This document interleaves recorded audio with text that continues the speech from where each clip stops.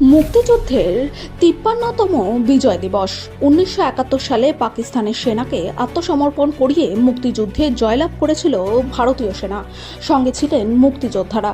কিন্তু প্রতিবারের তুলনায় এবারের গুরুত্ব সর্বাধিক, কারণ বাংলাদেশের সাম্প্রতিককালীন পরিস্থিতি। প্রথমে বিদেশ মন্ত্রকের তরফে জানানো হয় বাংলাদেশের তরফে কোনো প্রতিনিধি দল না থাকার সম্ভাবনা সবথেকে বেশি, কিন্তু পরবর্তীকালে বিদেশ সচিব পর্যায়ে বৈঠক এবং আন্তর্জাতিক স্তরে বাংলাদেশের উপর চাপ তৈরি হওয়ায় অবশেষে বাংলাদেশের তরফে প্রতিনিধি দল পাঠানো হলো। মোট ৯ জন প্রতিনিধি দল এসেছে এবার ফোর্ট উইলিয়ামের বিজয় দিবসে।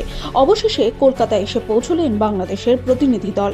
মোট ৯ জন এই প্রতিনিধি দলে রয়েছে বাংলাদেশের বর্তমান সেনাকর্মীর একজন ব্রিগেডিয়ার সহ মুক্তিযোদ্ধা এবং তাদের পরিজনরা এই দলে রয়েছেন। কূটনৈতিক মহলের মতে রাজনৈতিক স্তরে প্রবল চাপ এবং বিদেশ সচিব পর্যায়ে বৈঠকের পর মাথা নত করতে বাধ্য হল বাংলাদেশ, যে কারণে মুক্তিযোদ্ধারা এবারের অনুষ্ঠানে আসতে পারছেন।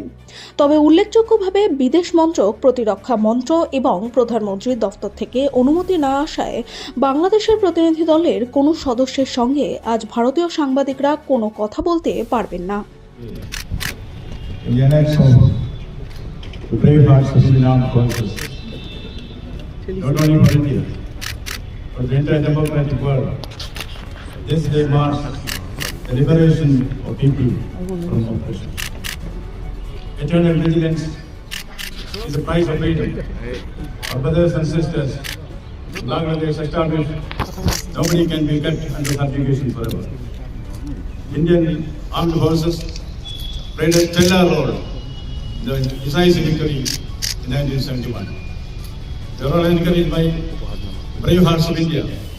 We are all inspired by them, and we wish them best. India knows how to come together, keep together, work together. Coming together is beginning. Keeping together is progress. Working together is success. India knows the way. India goes the way. India shows the way.